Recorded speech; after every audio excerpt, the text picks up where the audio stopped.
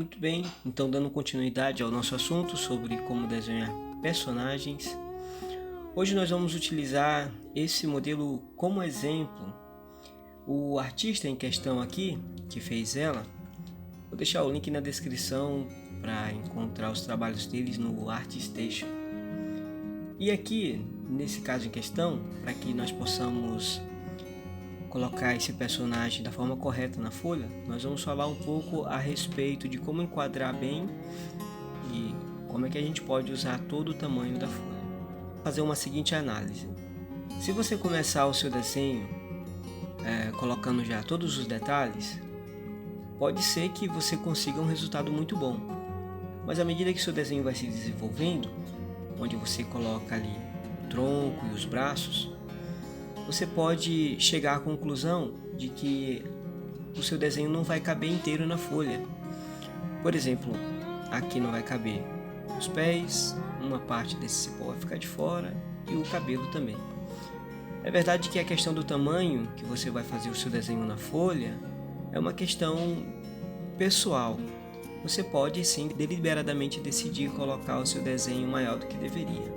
Mas se o seu objetivo é enquadrar todo o desenho na folha, então seria bom fazer um projeto antes para que a gente possa concebê-lo da melhor maneira possível. Então como é que nós podemos fazer isso, né? Vamos analisar uma outra situação. É o mesmo desenho, só que nesse caso aqui, todo ele coube na folha. Não ficou nenhum dos elementos do lado de fora. E ainda sobra espaço para que possa se colocar outros elementos. Num caso como esse, antes de você iniciar o seu trabalho, o que você pode fazer para ter um bom resultado?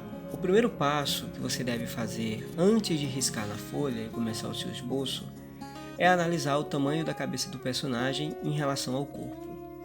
Nesse caso aqui eu tracei duas linhas na horizontal que pegam a parte de baixo do queixo e a parte de cima da cabeça. Feito isso, o tamanho colocado aqui, nós vamos usar como um padrão de medida para o resto do corpo. Então eu vou repetir a medida, uma e duas vezes.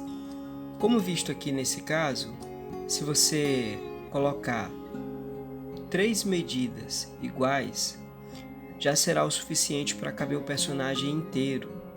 E isso, no final das contas, não vai acabar lhe exigindo o trabalho de desenhar tudo novamente, porque talvez não coube tudo na folha.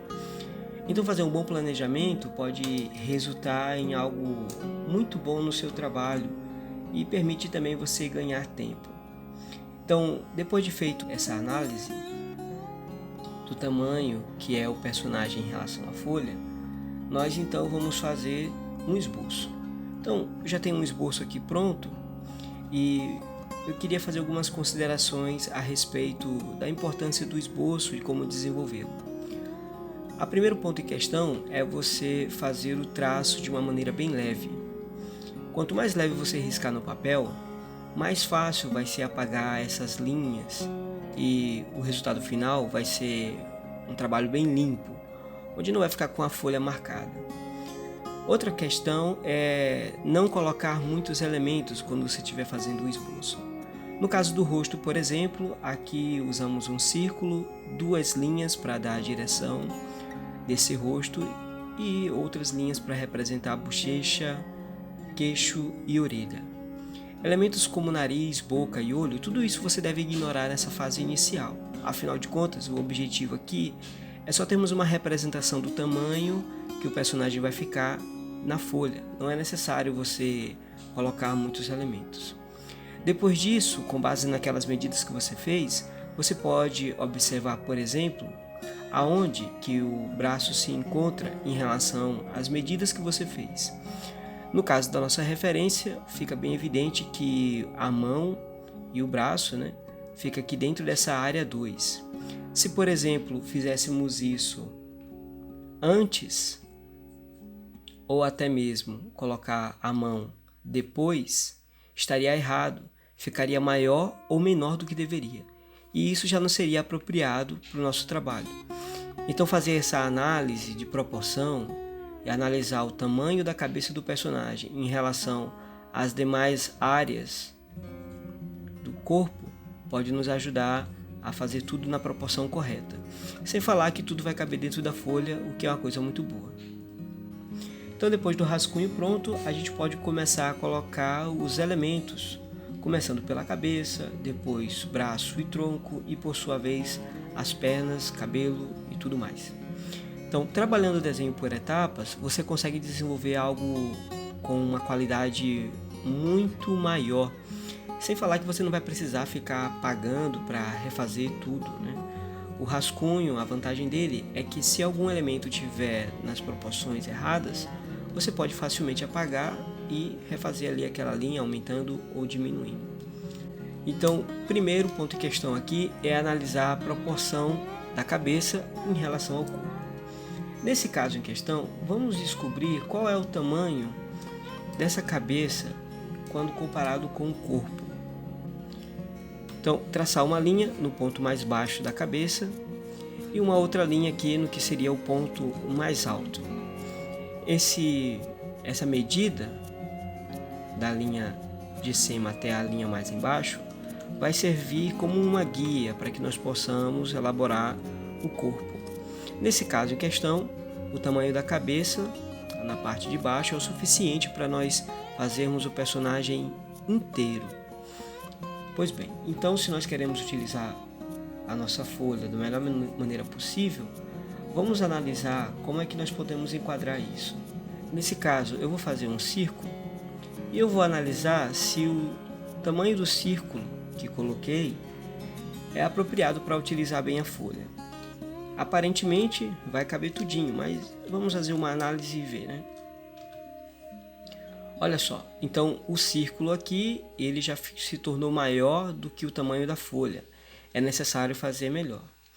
No desenho digital, a vantagem de você fazer aqui é que você pode redimensionar de uma maneira mais fácil. No caso do papel, é possível também você fazer isso de uma maneira bem simples, desde que você risque bem leve, tá bom? Então, feito aqui o tamanho da cabeça, vamos dar a direção ao rosto. O rosto está olhando para o lado esquerdo, então a linha que divide o rosto em duas partes vai ficar mais concentrada para o lado esquerdo desse círculo. Agora nós vamos colocar a linha dos olhos. Para facilitar, vamos achar o centro e a parte de baixo que sobrou nós vamos dividir em duas partes.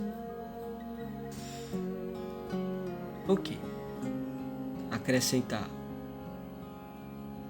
a bochecha e o queixo e uma elipse que representará aqui a orelha. Então vamos dar agora um pouco de volume no caso do corpo. Vamos colocar aqui a linha do corpo e nesse caso também vou utilizar uma elipse para fazer uma representação de toda essa forma. Lembrando que o segredo é você simplificar ao máximo. Não se concentre nos pequenos detalhes, tá? Procure entender a forma e como você pode simplificar ela.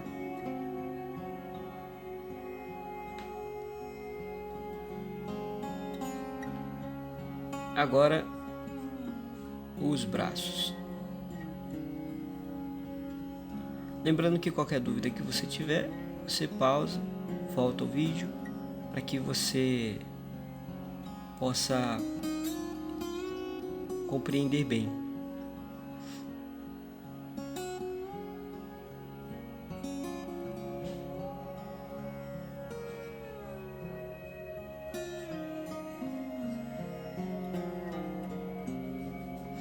Muito bem, então feito esse esboço aqui, isso já nos ajuda a entender como provavelmente vai ficar o nosso personagem. E dá para ver que nesse caso aqui, tudo coube, né, dentro da folha, o que é uma coisa muito boa.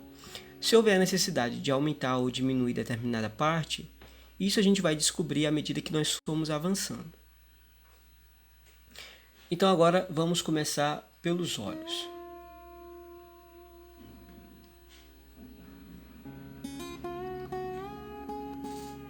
Lembrando que o meio do círculo, aqui, serve como uma base para você colocar os olhos, a altura dos olhos, na parte de cima.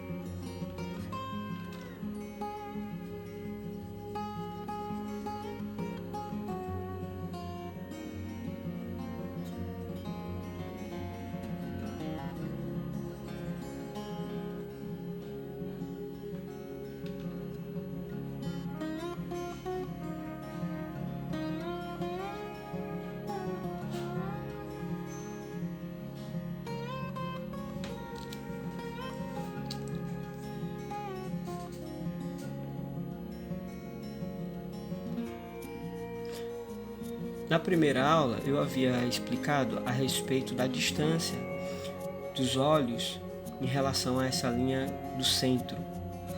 Como nesse caso, novamente, o rosto não está de frente, então a distância que eu coloquei do olho para essa linha do centro, do lado direito, terá que ser menor no lado esquerdo, especificamente bem próximo a essa linha do centro.